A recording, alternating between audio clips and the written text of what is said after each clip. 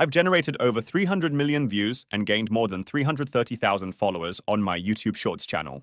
After seeing this level of growth, I can confidently say I understand the YouTube algorithm. In this video, I'm going to break down the most important principles you need to know to succeed in the YouTube game. Steps 1. Be clear about your niche. Alright, if you're a small YouTuber, one of the most important things you can do is define your niche. Before we dive into any fancy algorithm hackers or growth strategies, this is where it all begins. Why? Because the algorithm is all about clarity, and if your content is all over the place, it's going to have a hard time figuring out who to show your videos to. For example, this channel. When you start a channel not knowing what type of videos you're going to upload and just start uploading random stuff, you'll be lucky to get 1 to 2,000 views.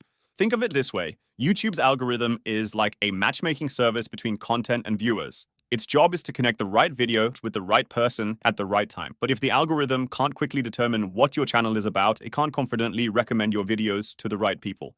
So what does being clear about your niche actually mean? It means focusing your content around a specific topic, theme, or audience. Instead of trying to appeal to everyone, hone in on a particular subject that you're passionate about and can consistently make videos on.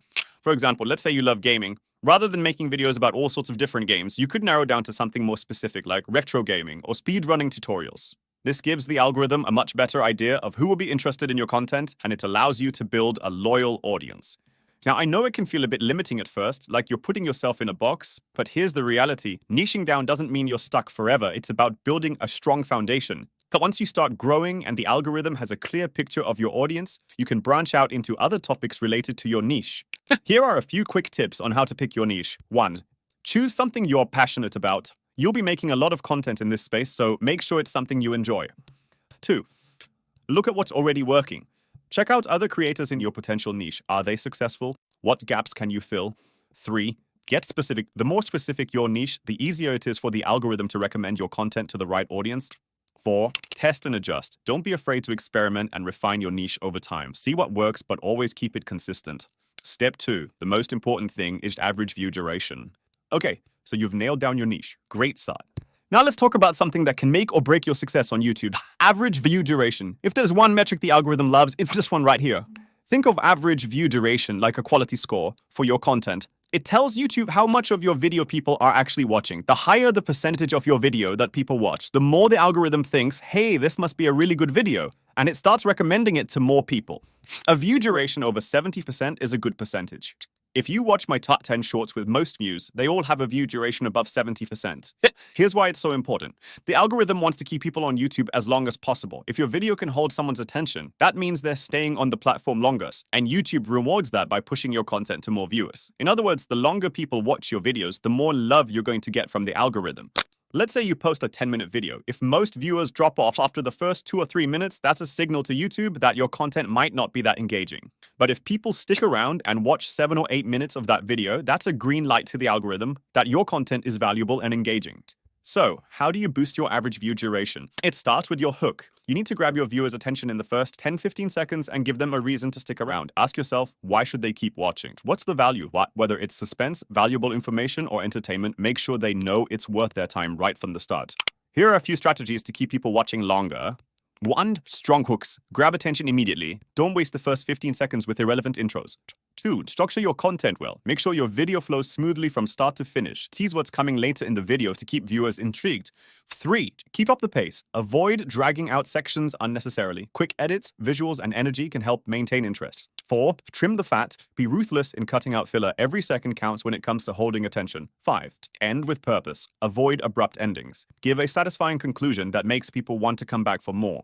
One bonus tip, check your YouTube analytics. There's a graph called the audience retention chart that shows you exactly where people are dropping off in your video. Study that closely because it'll help you understand where you're losing people's attention and how to improve. Remember, average view duration doesn't just improve one video. It has a compounding effect. When people spend more time watching your videos, YouTube trusts your content more overall, and you'll start seeing more impressions and recommendations across the board. Step 3. Views matter more than engagement on YouTube Shorts. With long-form content, we know that engagement, likes, comments, shares, is super important. But with Shorts, views are what matter most. You see, YouTube Shorts is all about getting as many eyeballs on your content as possible, and the algorithm reflects that. While engagement is still valuable, the algorithm prioritizes the number of people watching your shorts over things like likes, comments, or shares. Why is this the case? Well, YouTube Shorts are short-form, bite-sized videos meant to be consumed quickly. The algorithm focuses on feeding users a constant stream of content. It looks for videos that grab attention instantly and keep people on the platform. The more views your short gets, the more likely it is to be shown to even more people.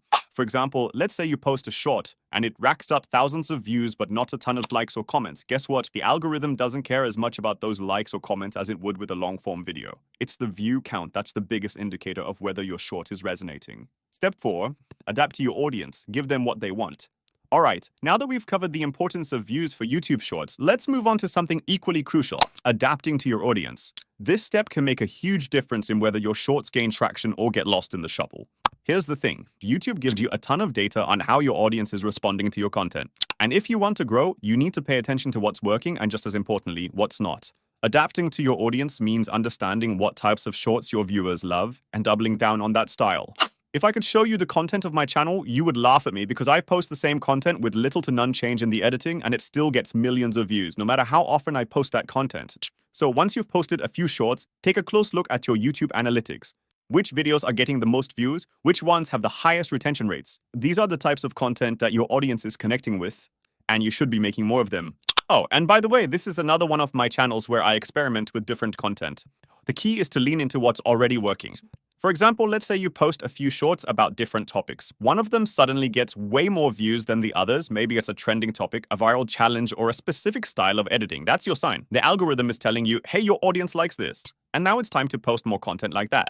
But don't just copy yourself exactly. Take what's working and build on it. If one short about a certain topic performs well, create a series around that theme. If a specific editing style gets people's attention, use it again in your next videos. Adapting doesn't mean repeating. It means evolving based on what your viewers respond to. The reality is, it took me 29 shorts before I had my first viral video. And I didn't fully understand the system until after uploading over 200 more. The framework I shared in this video is the exact one I use today, but like anything worthwhile, it requires time and practice to master. So, don't expect instant success if you're just starting out. It takes time to learn how to create content that really resonates.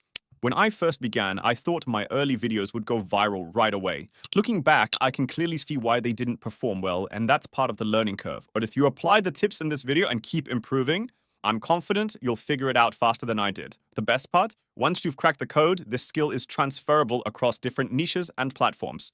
In today's world, where attention is everything, the more you capture, the more opportunities open up for you. And remember, the key to success with YouTube Shorts, or any platform really, is persistence. Results don't happen overnight, but with consistency, a willingness to learn, and continuous improvement, you'll get there. Everyone's journey looks different, but the important thing is to keep pushing forward, whether it's your first short or your 200th. Every video is a learning experience. So stay motivated, don't be afraid to experiment, and above all, have fun with the process. Thanks again for watching, and I can't wait to see what you